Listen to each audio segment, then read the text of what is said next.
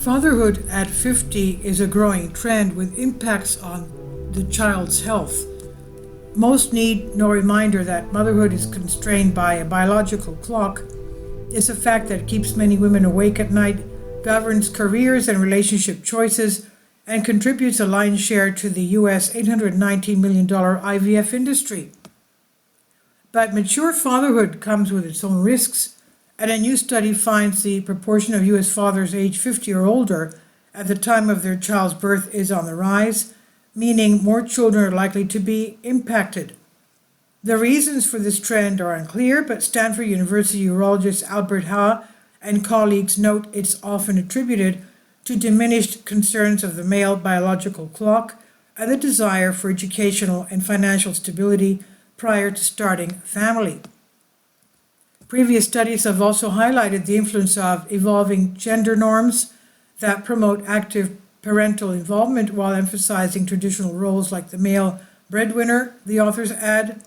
In a world where the focus is usually squared on the mother, the researchers are concerned that public awareness of these modest but significant risks associated with advanced paternal age, APA, is lacking. A 2018 study identified many of the risks of mature fatherhood using data from 2007 to 2016 for more than 40 million live births in the US. The data revealed that babies born to fathers over the age of 35 were at higher risk for adverse outcomes like low birth weight, seizures, and breathing problems immediately after birth. And the older a father was, the greater the risk.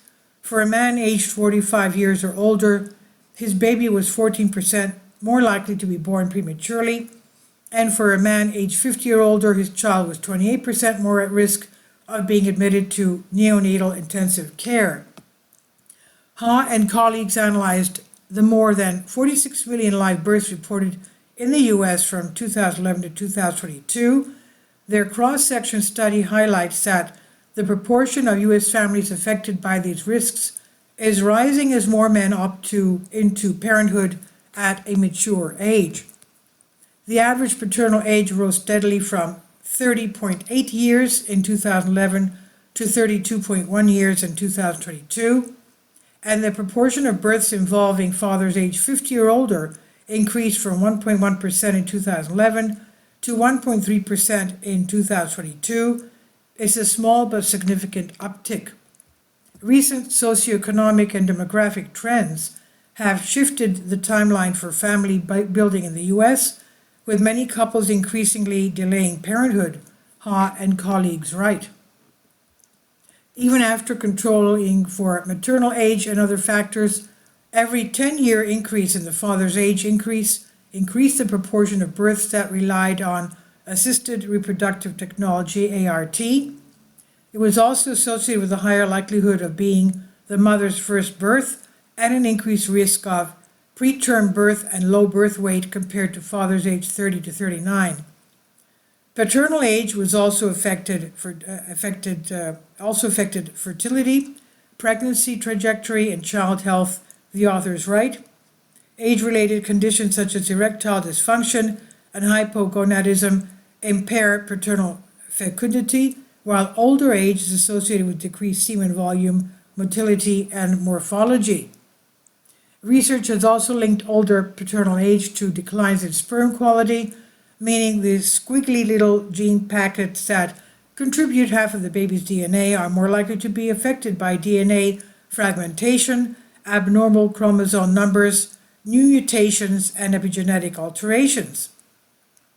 And the authors write, overall, the accumulation of alterations in older men may increase the risk of conditions like autism, pediatric cancers, achondroplasia, and schizophrenia, decreased likelihood of ART success, and heightened risk of perinatal complications, the authors write.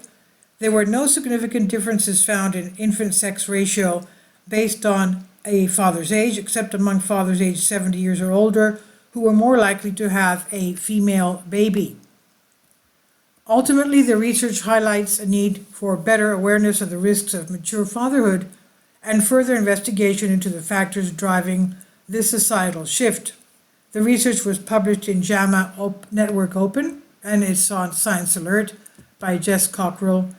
Please leave your comments, and thank you for your support.